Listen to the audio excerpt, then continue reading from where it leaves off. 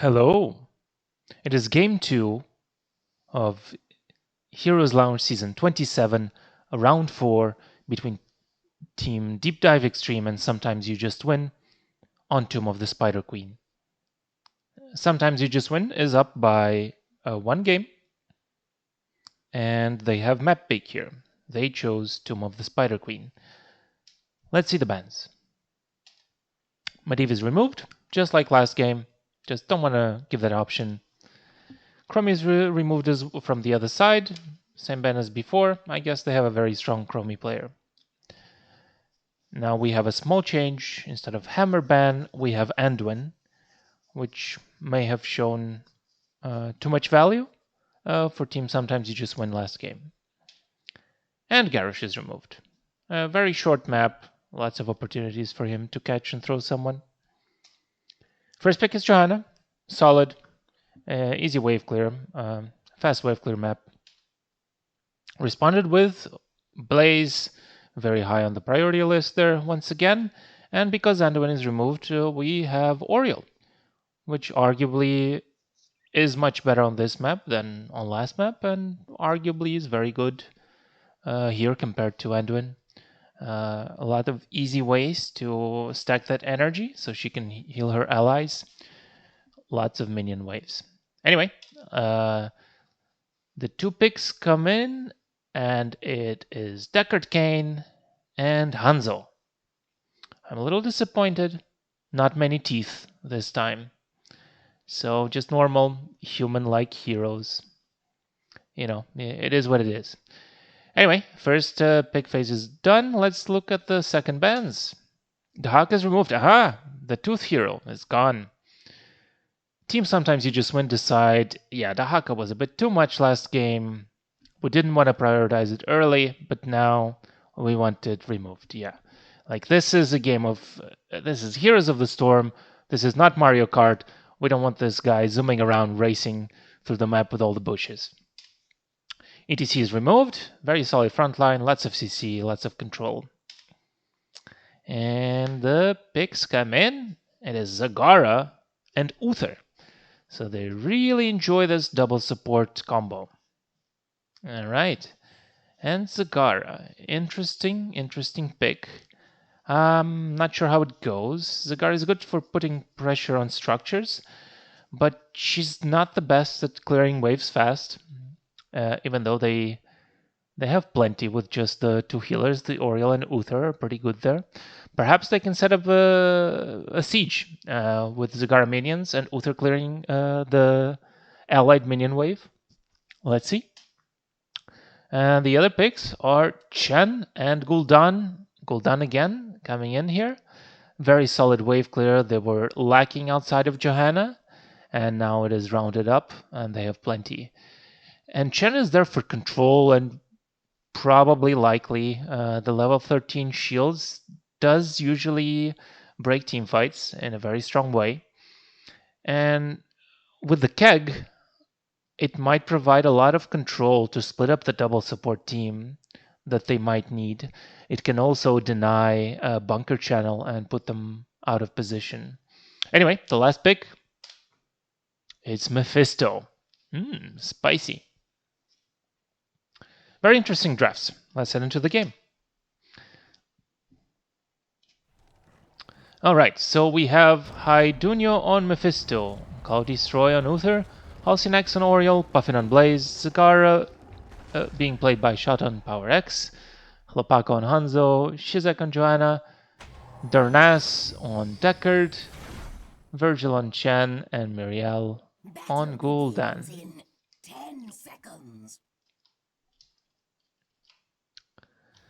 In terms of talents, we have Q build for Mephisto, Zerg build, Sapphire, quite important, Blinds, Globes, very likely to getting that 13 shield talent, and Globes Gul'dan, once again, just a solid talent. Zoom out a little bit here. Set the interface. Alright, that's first wave clear.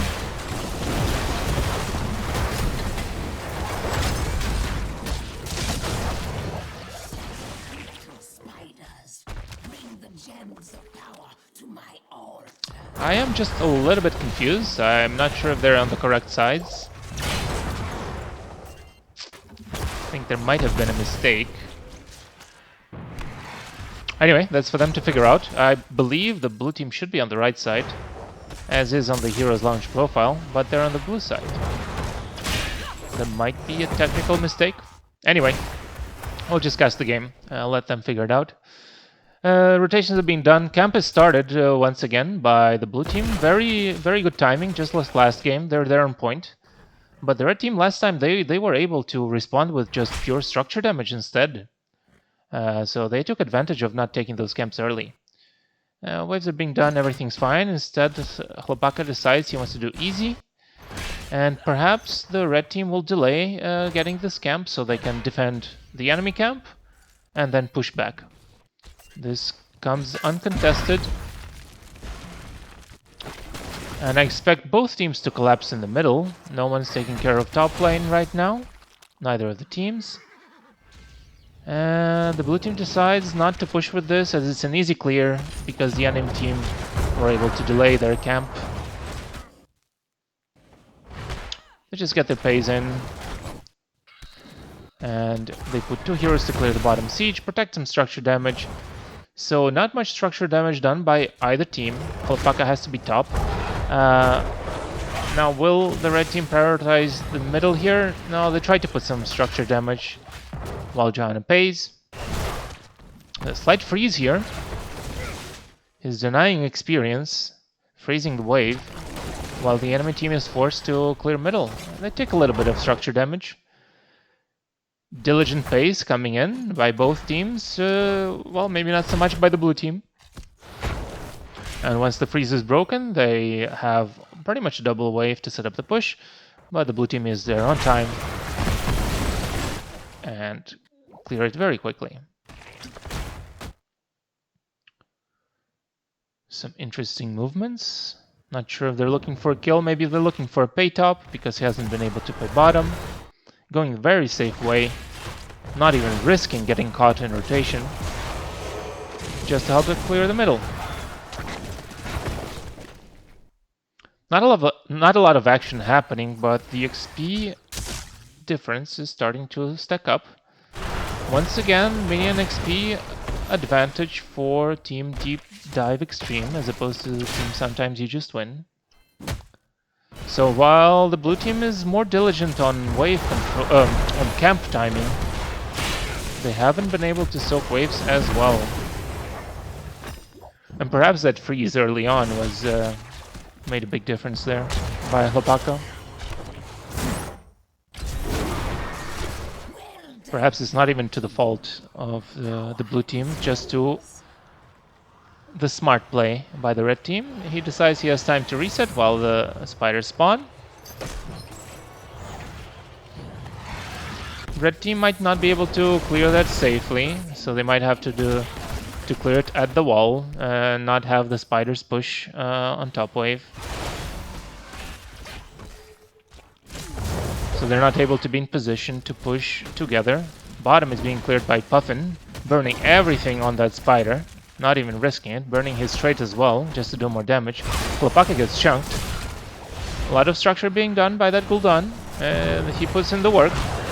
Very good hero for structure damage. It seems this wave, after having been cleared, was not able to do a lot. So as long as the blue team here is on time, they should be able to defend that. But actually doing a lot of structure damage, as they're slow on clearing middle. Not that great wave clear with the no stack Mephisto, as opposed to early game powerhouse that is Gul'dan. No kills this game yet. Still XP lead for the red team, as it was established from likely that freeze. So I'm not feeling yet the advantage of this Zagara pick. As you see, she's not the fastest of wave clearers. Has some mana struggles. Now hard comp is spawning. Let's see if they're on top of it. Oh, they ping it. Blaze is going for it. No, he's going for the middle wave instead. And he will let his team do the camp. The other team goes for the easy. Once again, Hlapaka on it. He feels like he has the positional advantage with that vision and Chen on the wave. He feels he can do it. Now it looks like Puffin is just clearing the wave. Very slow game, slow methodical. Both teams just, you know, being very diligent, clearing the waves, looking for those level 10s. The red team will get it first, but they don't have a pay with their 10s. So I don't know how much they'll be able to do with it. They might be able to get a kill and deny some gems, but and now that the 10 is in, the blue team is very far behind their walls, not giving any opportunity. Oh, the opportunity has been given.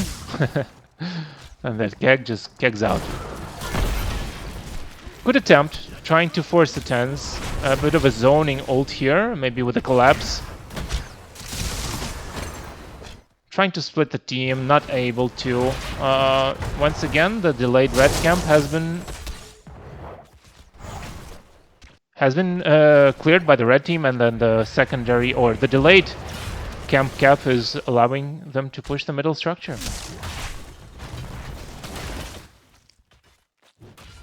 Now we're still stacking with Mephisto. It looks like Hanzo has been able to stack everything already. So nothing out of the ordinary, just kind of expected ults. Maybe not everyone plays Consume Souls. The Endurance of Hate is very strong for CC setups. Oh, they might get a catch here. There is still Divine Shield, and Unstoppable is used early, and comes the Fear, but he's in a safe position, so he's out. Double support will... Oh, that's a little spicy. Double support will heal that damage up, though. That's a second Spider Wave for the red team. Oh, very good setup and a very good Divine Shield as well. Like a Dragon Strike setup into stun from Johanna. They noticed that the cleanse or Unstoppable was on cooldown from Uther here. The Hand of Protection was on cooldown from earlier, so they decided to go for it and force a Divine Shield being used. Now, once again, the red team is taking an early advantage on structure damage, and the double support is doing a lot of work here, but not quite enough. So they're pushing all the way to the keep wall. This is tragic. Finally, 2 backs, 3 backs are happening, and there will be delays. Yes, they won't. Good stun, but he's still delayed anyway. Unfortunate. That's a lot of free keep damage. Very good early advantage from the red team, like very good control. Ahead on XP. See, very no kills this game. I mean, in XP only a slight advantage at this point. Higher mercenary experience just from that bottom mercenary capture. And they have a rotation on top. Now, will there be a fight? I don't think so. They don't have 13s. They might have to just give this fort. They're still trying to stack Mephisto. Look at those APM. Once again, people right-clicking out of their mind. This time Zagara. You don't gotta micro those Zerg. Getting some solid stacks. Oh, Engage is coming through. Where's Lapaka? Where's the ult? Here it is. Choke point. Decent ult, not great. Zoning Chen Keg. Very big, horrify, but the Divine Shield is on point. A lot of CC happening. The double support is not able to sustain this, and they get a kill finally. First kill of the game. Almost 10 minutes in. It's a good opportunity for the Team Red. What will they do with it? They don't have a pay. I don't know if they want to bus. They look like they want to. It's a very low death timer. They still decide to do it with the Hanzo level 7. They should be able to burn this very quickly.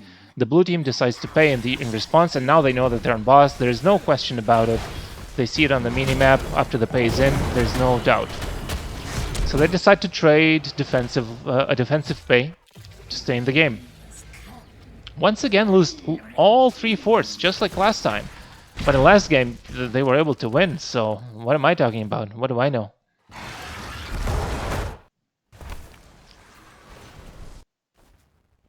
And Blaze is backing. Okay, I was going to say he was a little bit in an awkward position there. They decide to full clear top. They have time. The waves are... Again, it's a defensive spider spawn. Just to give them time. And the heroes, they know... They see the map. They're not blind. They can look at the mini-map. And they just burn it down. They use the 13 by Deckard, Ancient Blessings to do more damage. And they take a free keep. Who knew? I guess you don't need to kill heroes to kill structures. Amazing. It looks like these guys know what they're doing. It's not like most of my games in Storm Lake that people wipe the enemy team and then decide to do camps. They see the minimap, they see all heroes top, and they, look, it's a free keep. Take it. Why not? They got their priorities straight. It looks like these teams know what they're doing. Now, the blue team is a bit on a back foot here. They really want their 16s. That's the big power spike here. It's looking a little sus. Now, I think they will get 16. But the red team will get another free pay. And they will attack the camp to get it started. So it looks like they'll get the camp with the spider wave. Trying to think if they can finish with this. I'm not sure the red team can finish with this. But they will definitely get the keep wall here. Not sure if they can get the keep. Let's see. Once again, they have the delayed mercenary camp cap here with the nice. They clear the opposing knight, and now they have spell armor for the middle lane. Top is already pushed out. Bottom is set up as well, and now they're coming together with 5. Still stacking Mephisto. Hasn't been able to stack too much in fights. Not many fights happening. And the wall is basically gone. That spell armor is going to do a lot of work. And the shields, the Shen shields are just broken. Isolation game coming through. Isolation play coming through. But Divine Shield is there, and they decide to just abandon middle. They say they can't do this. They can't deal with this. So at least they want to protect one keep. Blaze is in trouble. Big stun coming in. Blaze tried to get out. He has to use bunker. I think he's dead unless the team is there on time. He's just dead, isn't he? There's no Divine Shield. Oh, there's another heal. Looks like okay. Oh, but it's an awkward position now. Big fear. Oh, this might be game. Not enough. They haven't been able to get 16 and they lost both keeps, all structures. And yeah, it's just... see, the red team gets one more kill. They feel like they need another kill to be able to win the game. At this point, everyone's on 4 except Gul'dan for some reason, who decides he wants to die or get more kills. So maybe not that... they decide they need more kills in order to win the game. I don't know why. This is about establishing dominance at this point. I can keg you. And now they'll put team Sometimes You Just Win out of their misery and make them Sometimes You Just Lose. GG well played. Red team dominate this game so much that they decide that it's not worth winning the game right away. They can look for kills instead and have some fun. GG well played.